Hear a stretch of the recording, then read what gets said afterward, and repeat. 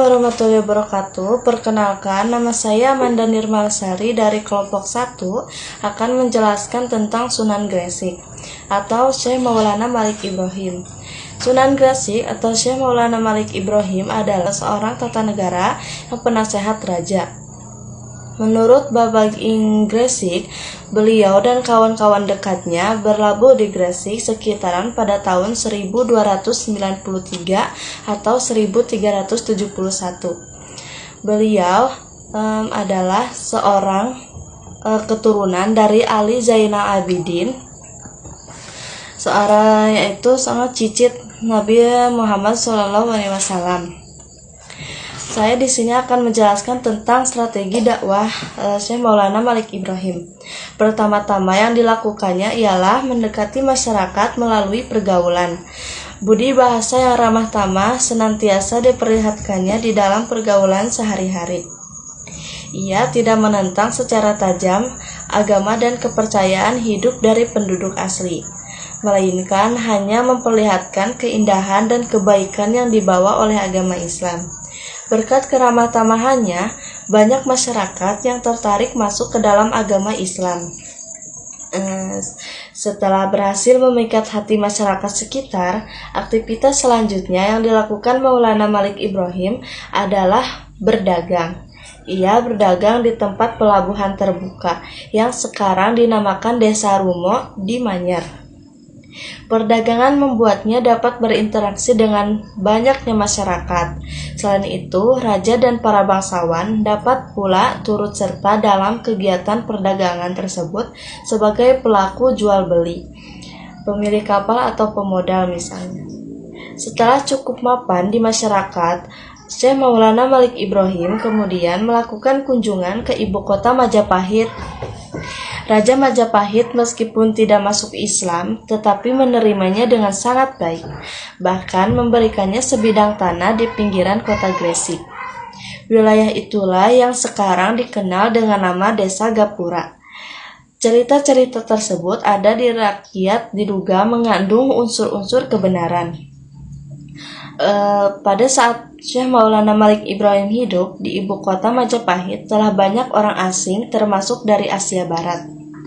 Demikianlah dalam rangka mempersiapkan kader untuk melanjutkan perjuangan menegakkan ajaran-ajaran agama Islam, Syekh Maulana Malik Ibrahim membuka pesantren-pesantren atau membuat pesantren untuk para santriwan-santriwati untuk belajar mendidik pemuka agama Islam pada masa selanjutnya. Pesantren Sunan Gresik itu termasuk ke dalam pesantren pertama di Indonesia. Dari situlah para santri-santri dididik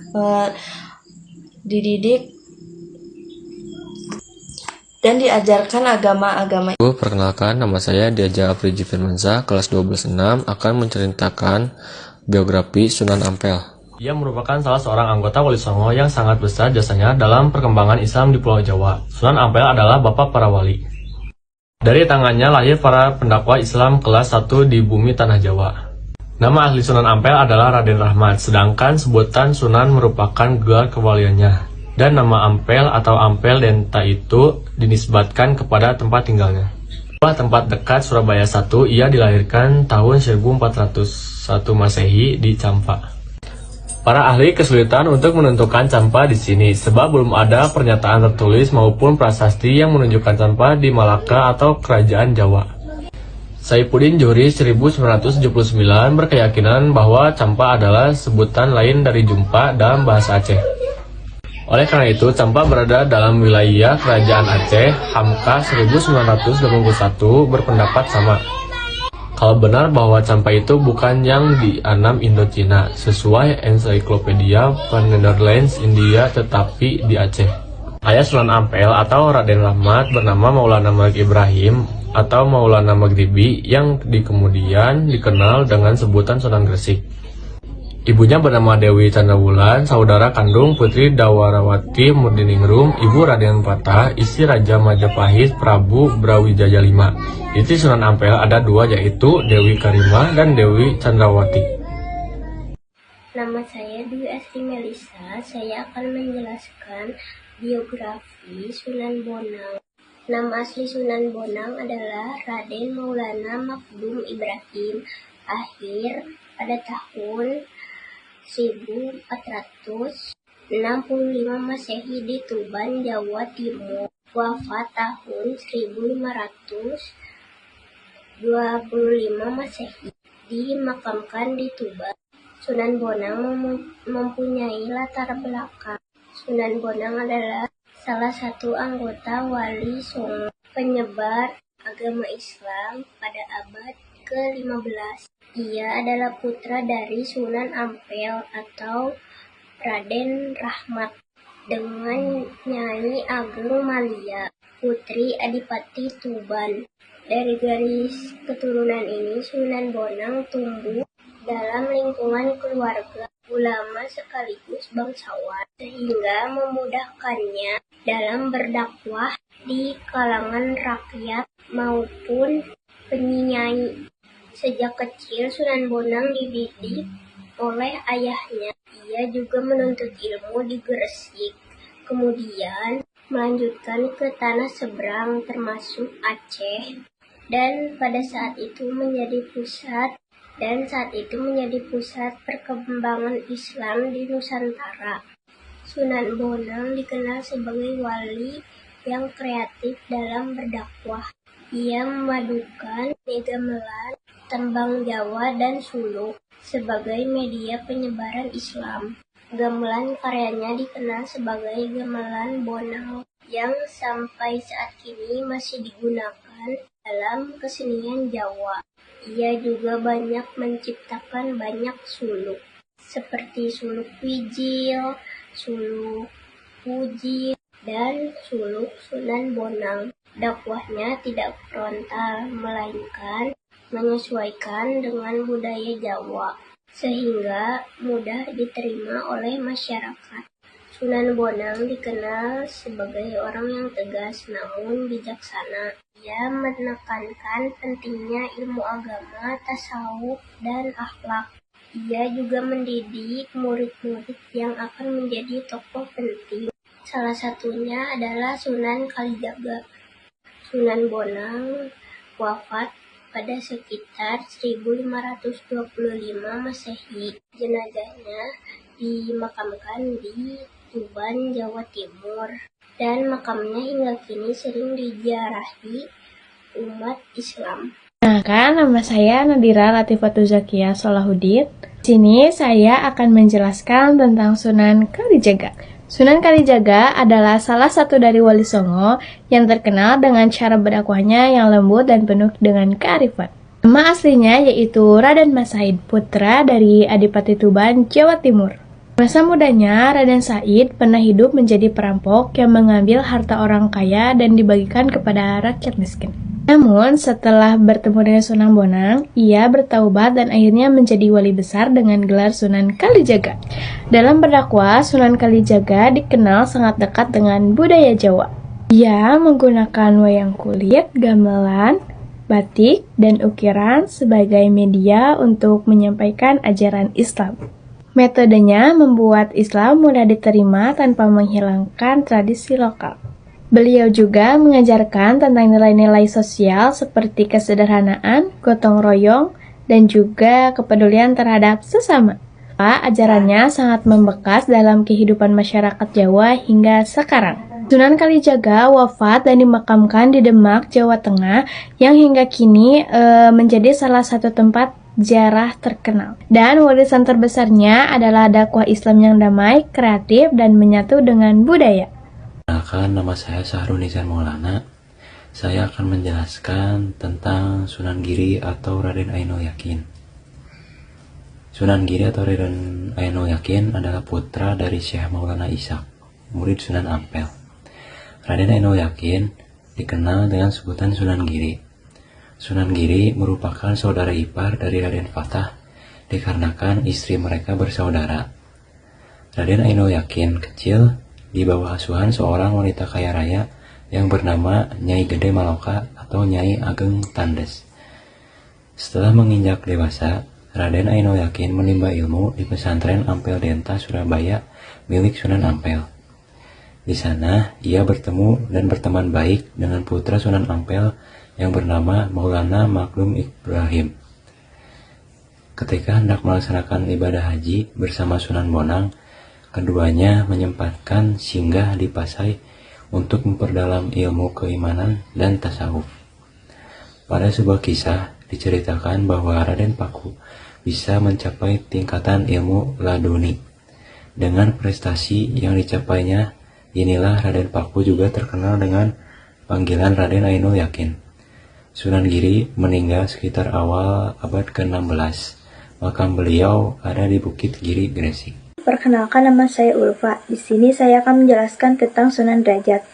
Sunan Derajat yang dikenal sebagai Raden Qasim atau Raden Saifuddin merupakan salah satu anggota penting Wali Songo yang menyebarkan Islam di Jawa, khususnya di Lamongan. Berikut beberapa poin penting tentang Sunan Derajat. Latar belakang: Sunan Derajat lahir sekitar tahun 1470 Masehi sebagai putra kedua Sunan Ampel dan merupakan adik kandung Sunan Bonang. Beliau memiliki latar belakang keluarga yang kuat dalam menyebarkan Islam. Metode dakwah: Sunan Derajat menggunakan pendekatan yang humanis dan berbasis pada kesejahteraan sosial dalam berdakwah. Beliau juga menggunakan kesenian tradisional seperti gamelan dan tembang pangkur untuk menyampaikan pesan Islam. Ajaran Sunan Derajat menekankan pentingnya berbagi, tolong-menolong, dan meningkatkan taraf hidup masyarakat. Beliau juga mengajarkan tentang keseimbangan antara kehidupan sosial dan beragama.